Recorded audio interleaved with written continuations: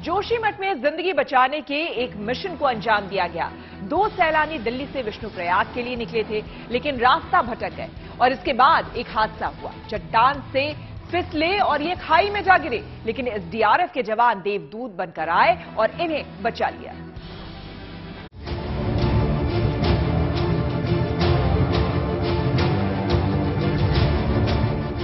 उफनती लहरों और नदी के एक किनारे से दूसरे किनारे तक जिंदगी को बचाने का मिशन, और ये मिशन चलाया जा रहा है उन सैलानियों को बचाने के लिए जो नदी के दूसरी तरफ फंस गए थे। अब ये भी जान लीजिए इस रेस्क्यू मिशन की नौबत कैसे आई। तस्वीरों में दिख रहा ये जर्जर आधा अधूरा पैदल पुल विष्णुप्रयाग तक पहुंचने का शॉर्टकट रास्ता हुआ करता था।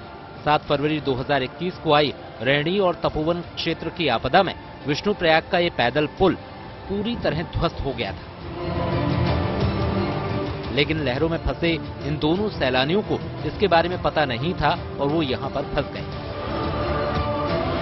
आगे जब रास्ता बंद मिला तो इन्होंने दूसरे रास्ते से अपनी मंजिल तक पहुंचने की कोशिश की और इसी कोशिश में दोनों सैलानियों का पैर फिसला और ये एक ऐसी जगह गिरे जहां से वापस ऊपर चढ़ना आसान नहीं था।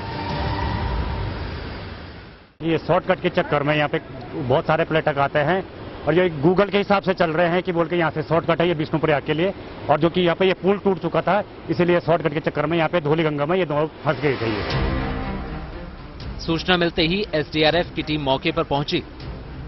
एसडीआरएफ का जवान रस्सी और दूसरे जुगाड़ के सहारे धौली गंगा की बर्फीली धारा में उतरा और तैरकर सैलानियों के पास पहुंचा। फिर रस्सी के सहारे दोनों को रेस्क्यू किया गया।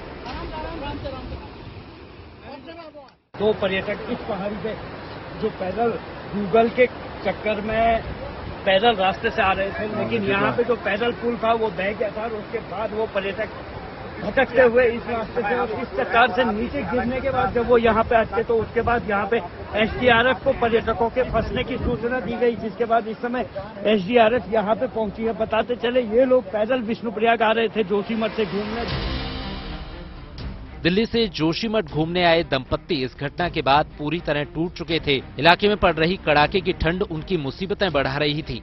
नाउमीदी के बीच एसडीआरएफ के जवान उनके लिए देवदूत बनकर पहुंचे और मौत के भंवर में फंसी जिंदगी जीत गई।